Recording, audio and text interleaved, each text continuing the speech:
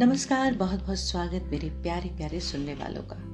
यकीन है कि इस इंतज़ार में कि अब नया एपिसोड कब आएगा और मैं कौन सी तस्वीर का सुंदर चेहरा आपके सामने रखूंगी, आप बेकरार होंगे, है ना? पहले इस वक्त और जो गैप बीच में आया उसके लिए माफ़ी। फिर ये कि हर वक्त डेस्टाइन है, ईश्वर की सृष्टि, ईश्वर की करनी, ईश्वर के निर्धारित समय पर तय है। हमें तो होने के हो पाने का बस साधन बनना है। जिस रंग में प्रभु रचे बस उस रंग में रचना है। नए अनुभव बटोरने के दिन थे ताकि कई सुंदर विषय अपने आने वाले एपिसोड्स में आपसे बांट सकूं। आज जो कुछ कहना है वो रखती हूं एक विषय के तहत, आखिर क्यों। आलोक बहुत नाराज था। आज वो मुस्कुरा नहीं रहा था, गुस्सा अंदर ही अंदर शायद उबल रहा था। एक प्रोग्राम की कवरेज वो अपनी टीम के साथ कर रहा था जिसमें कई यंग लड़कियां भी थी। रात देर भी हो रही थी, पूरा दिन, क्योंकि नया काम, नया प्रयास था। उसे टीम के सामर्थ्य पर कोई शक नहीं था, लेकिन सब अपने अपने काम के माहिर, बेहतर प्रयास, पूरा वक्त और हर हाल में हर मोमेंट को खूबसूरती से कैमरे, ऑडियो और फोटोज में कैप्चर कर लेने का प्रयास था। लेकिन आलोक का गुस्सा शायद उस दिन की परफॉर्मेंस पर, उनके काम पर असर डाल सकता था। बहुत भरा हुआ था आलोक। किसी को कहे भी तो क्या, ये उनका और टीम का अपना फैसला था कि टीम में गर्ल्स भी होंगी, क्योंकि बात तो टैलेंट की थी ना। और टैलेंट किसी जेंडर की प्रॉपर्टी नहीं होता, कोई धरोहर नहीं होता। और बदलते टाइम में लड़कियां पीछे हैं भी कहां। फिर उसका गुस्सा, आखिर क्यों? किसी को क्या हक है कि वो भेद कर सके, इस बात पर प्रश्न उठा सके। इवन ये भी कि नई जनरेशन है, हमें जैसा अच्छा लगता है, सही लगता है, हम तो करेंगे, लेकिन भला किसी की कैसे हिम्मत कि कोई कुछ कहे। किसी की नजर या आवाज को ये अधिकार नहीं है कि वो लड़कियों की तरफ गलत नियत से उठे या गलत शब्दों का इस्तेमाल करे। वो आहत था। नए जमाने की सोच, नई आजादी अपनी दुनिया के निर्माण में लगी है। यकीनन परिवर्तन आ भी रहा है और भी आएगा।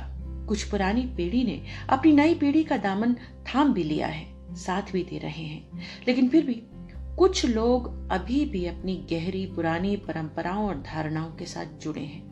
उनकी मानसिकता और सोच इतनी आसानी से युगों की प्रथाओं को नहीं छोड़ेगी। उन्हें आलोक जैसे बच्चों की सोच में पाश्चात्यता झलकेगी, नई दौड़ती परंपराओं को तोड़ती। वो कटाक्ष भी करेंगे और खुलेपन की कठोर शब्दों में शायद निंदा भी। तो आलोक, मैं तो यही कहूंगी कि आगे बढ़ो, लेकिन बेहतर है कि उस नई पुरानी पीढ़ी को साथ लेकर चलो।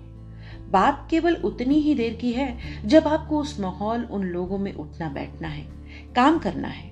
अगर आप खुद पर जोर जबरदस्ती नहीं पसंद करते, अपनी सोच, अपनी लगन, जुनून के आगे फैसले खुद लेते हैं, तो आपको दूसरों की सोच को भी कहीं किसी हद तक उनके माहौल में स्वीकारना होगा।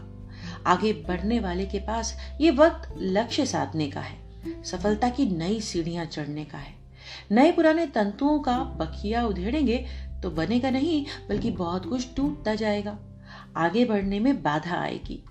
कुछ बातें इशारे में ही समझ जाओ तो अच्छा, समझा भी डालो। सुरक्षा और कवच कोई भी किसी को हर वक्त नहीं दे सकता, और यदि बाहर निकलना है, काम करना है, तो कुछ एक बातों का लिहाज और ध्यान हम सभी को रखना भी होगा। और हर किसी की नजर या वाणी पर आप लगाम भी नहीं लगा सकते।